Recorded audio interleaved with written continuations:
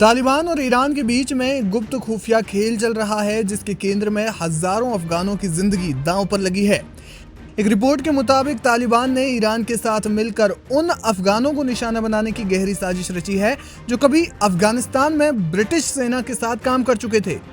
यह मामला अब वैश्विक राजनीति का एक जटिल और संवेदनशील मुद्दा बन गया है। ब्रिटेन के प्रमुख अखबार द टेलीग्राफ की एक सनसनीखेज रिपोर्ट ने पूरी दुनिया में हलचल मचा दी है।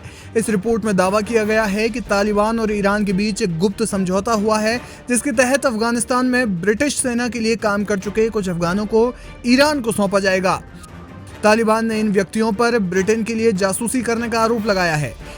इस खबर ने न केवल ब्रिटेन की विदेश नीति और डेटा सुरक्षा पर भी सवाल उठाए हैं, बल्कि उन हजारों अफगानों की सुरक्षा को लेकर भी चिंता बढ़ा दी है जो कभी पश्चिमी देशों के सहयोगी रहे हैं। रिपोर्ट के मुताबिक तालिबान और ईरान के इस्लामिक रेवोल्यूशनरी गार्ड कॉर्प्स यानी पासदारान इस्लाम के बीच उच्च स्तरीय बैठकों के बाद यह समझौता हुआ है। इस समझौते के तहत तालिबान ने 2022 में लीक हुए एक British ministry of defence database को ईरान के साथ साझा किया है। इस डेटाबेस में 25,000 अफगानों के नाम शामिल थे जो ब्रिटिश सेना के साथ काम कर चुके थे या ब्रिटेन में शरण लेने के लिए आवेदन कर चुके थे। इस लिस्ट में सैनिकों, खुफिया संपत्तियों, अनुवादकों और विशेष बलों के कर्मियों की संवेदनशील जानकारी थी। ईरान ने इस लिस्ट का अध्ययन करने के बाद 3 व्यक्तियों को ब्रिटिश जासूस मानकर उनके ट्रांसफर की मांग की। इन तीनों को कंधार से काबुल ले जाया गया और फिर ईरान भेजने की तैयारी की गई। सूत्रों के मुताबिक तालिबान का उद्देश्य इस गहरे सहयोग के बदले ईरान से अपनी सरकार को अंतर्राष्ट्रीय मान्यता दिलाना है।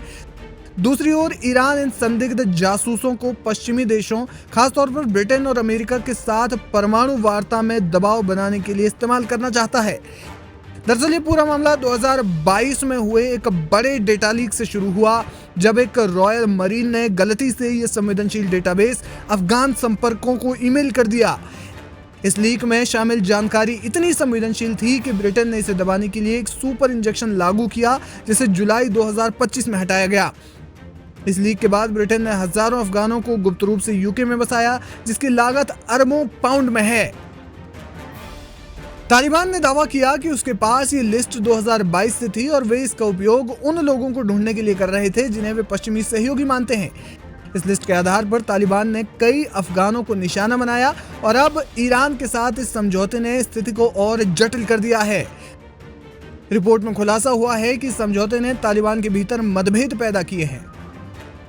कुछ तालिबान नेता ईरान के साथ सहयोग के खिलाफ थे। उनका तर्क था कि ईरान ने अफगान शरणार्थियों के साथ बुरा व्यवहार किया है, जिसके कारण दोनों पक्षों के बीच तनाव रहा है।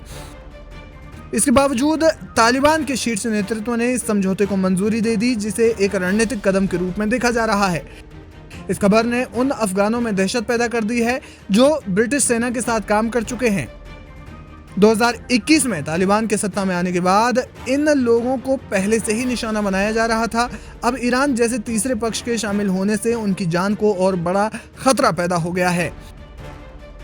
कई अफगान सहयोगी जो अभी भी अफगानिस्तान में हैं, अब अंडरग्राउंड हो गए हैं या फिर देश छोड़ने की कोशिश कर रहे हैं।